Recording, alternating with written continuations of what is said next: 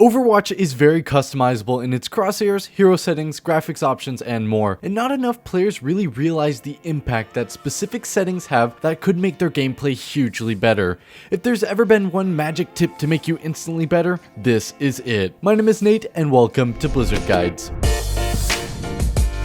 Before we start this video off, I would like to say that the majority of these tips are found from pros, streamers, or coaches. If it's not from those three, it's from the general community. Some of this may not work out for you at all, but some of it might make you significantly better. So if something doesn't work out, don't discount this entire list. There's a lot of things that don't work for specific people, and there's a lot of things that work for a lot of people. It just takes some time to get used to, but it's really worth doing it. Anyway, with that said, let's get into this video. Starting us off at number 5, I'm going to go over the basic controls that most pros use. First and foremost, nearly every single pro has allied health bars enabled. I can't even play the game without them on. They're absolutely crucial and something that you should 100% rely on if you can. For general settings, most players have just jump on spacebar, but some actually bind jump to scroll wheel down, which is something that is really useful on any hero. I suggest trying it out for a bit and seeing how it works out for you. You can do a ton of cool tricks and animation cancels with it, and it makes a lot of different techniques a lot easier. For melee, most players use mouse buttons, but you should also actually give using the keyboard a try. If you don't have mouse buttons, using F for melee and G for interact is sometimes a good choice. Personally, that's what I've been running, and it's a really nice option for me, and it works like a charm. If you have low DPI and high sense in game, I recommend that you should cut your sense in half and double your DPI, and keep doing that until you end up with a sense that is lower than 4 or 5 to fix something called aim jitter. I'll put on screen what that does. So for example, if my DPI is 1000 and my sense is 20, I would lower my sense to 2 and increase my DPI to 10,000. This can help whenever you're aiming at long distances or edges of hitboxes. I have an entire video dedicated to this topic and to also improving your aim and finding your perfect sensitivity, so you should definitely go check that out if you want to learn more about this topic. Next, we're also going to hop over to the sounds tab. At the bottom, there's an option called Dolby Atmos for headphones option. This is probably the most underrated option in Overwatch in general, period.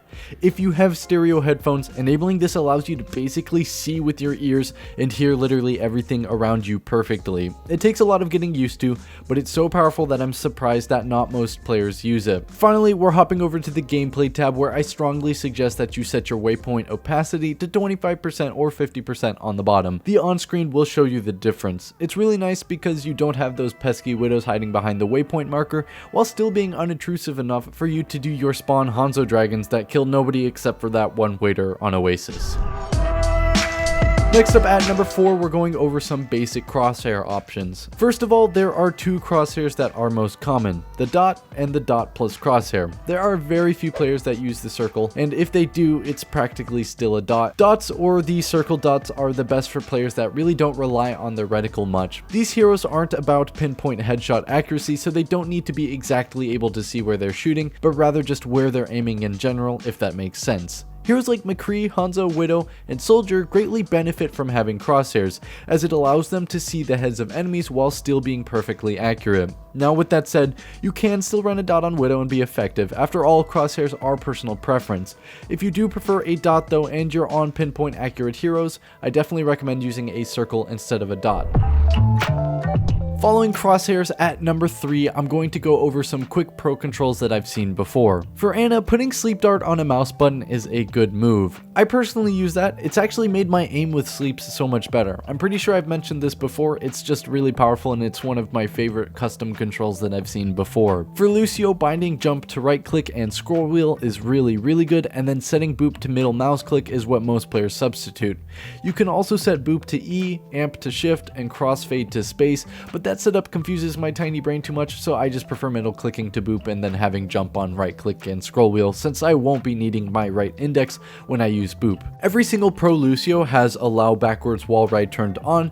I have yet to see one that hasn't turned it on, but if you want to prove me wrong in the comments, please do. I'll heart the first one that proves me wrong successfully. For Mercy, all custom settings should be turned off, so toggle beam, guardian angel preference, and toggle should be turned off. It's so much better. You don't have to be looking at an ally to heal, so all you do is is heal and then fly away to a different ally while keeping beam on the original ally. So for example, if your D.Va needs heals but you need to escape, you can heal your D.Va, fly to your Pharah, and still be healing your D.Va. I learned this specifically from Neptuno. On Pharah, binding concussion to right click helps a lot. It makes it so that you can flick and boost yourself much quicker without having to coordinate your shift and flick at the same time. For Tracer, you should definitely set pulse bomb to a mouse side button. This allows you to strafe and throw the bomb at the same time, something that is super crucial and also really useful. On Winston, you should try setting leap to right click or melee. This will allow you to aim leaps quicker and get the melee combo on the land down easier. I prefer using it on leap, but melee isn't bad either.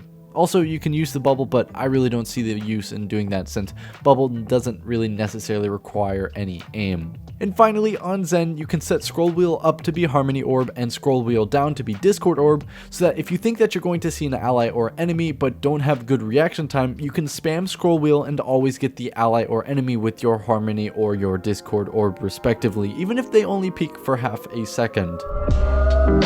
At number 2, we're going to go over some basic video settings. First off, most players play in full screen when it's a serious game, and some use borderless windowed. Between the two, I prefer borderless windowed and don't notice much of the difference, but some players really find that full screen is much smoother. If you experience choppiness, switching to full screen might help you a bit to see some improvements. For resolution, definitely you want to stick with your monitor's native resolution. Don't scale it down to save frames. Keep field of view at 103, scaling it down is an active handicap. There are some pros that have weird resolutions or fields of view, but those really don't matter if you're not actually a pro and are too complex to set up for the scope of this video. Now, we're going to get into a topic called input lag so that I can explain to you the next few settings. Input lag is a very important thing to know about if you're a serious FPS gamer, and a lot of streamers and pros will optimize everything that they can do to have the lowest input lag. You can think of input lag like this. If you're downloading something very large and playing a game at the same time, your internet lags and you start experiencing choppy gameplay. Players will teleport around and you'll miss a lot of things, and a lot of information is getting cut off or slowed down to your PC. In a similar vein, if you're getting a lot of FPS but your PC is doing a lot of frame buffering, where it renders frames before it actually receives your input, you're going to have a lot of input lag, and what you can do with your keyboard and mouse is registered much later than it actually is shown on screen. This can mean that you react to things much slower because what you're seeing on your screen is on a delay. For this reason, you want to have VSync and triple buffering turned off. This prevents your graphics cards and your computer from slowing down the input from your mouse to your keyboard. In addition to this, you need to enable reduced buffering. This will minimize the amount of frames that get held back before they're put onto the screen. This is an oversimplified view of it, and it's probably incorrect, but it still has the same effect. Less buffering is good, giving you faster reflexes. There's also a good trick with reduced buffering that you should know. If you've been experiencing choppiness in your game where you suddenly lose a ton of frames, turn on reduced buffering for a sec and then re-enable it. This will usually clear up the lag. It's a bug and it's really annoying, but it's good to know for the time being. You've probably seen a few streamers who do this, and for good reason. It makes a big difference. Finally, for this section, under display performance stats, I just recommend enabling frame rate and network latency. The frame rate, or FPS, lets you know if your computer is running slower or faster, and the network latency, or ping, will let you know if your internet is running slower or faster. High FPS is good, and low latency, or ping, is good. And finally, at number 1, we're going to dive into the advanced video settings. For frame rate cap, it is always best to have it set to display based. You don't want to render frames that you don't have to. It'll overall improve your computer's long-term performance. Now, if you're getting a ton of frames in excess of 200 frames per second, you actually want to set it to 300, but if you're not actually meeting your monitor's native refresh rate constantly, then you definitely want it to cap at your monitor's refresh rate. For graphics quality, just ignore that. I'm going to go into each specific setting. But before I do though, I want to preference by saying that not all pros are the same. Some don't care about these specific settings and some completely do. I fall under the camp that I really care about these settings, so take my word for it and understand that for some people who are optimizing these settings, these are the most common but not the most universal ones. For render scale, if you lag a lot on low settings, for example, instead of setting your resolution a bit lower like you could have earlier, here you want to set your render scale to be lower so that it doesn't actually render everything at full resolution but still gives your monitor greater resolution at the native resolution that it can provide. Setting this on a lower setting is going to have the biggest improvement on your input lag and FPS. So if you want to get the least input lag or highest FPS that you can, lowering this one is definitely going to be the first thing that you touch. For texture quality, low is best. This helps a lot with the input lag and FPS. However, if you prefer high, it's not too bad for your computer. For texture filtering quality, however, you definitely want that on low. That really impacts your input lag pretty hard, and always just keep this on low. Following that, local fog detail is the same story, low. Dynamic reflections is a must for off.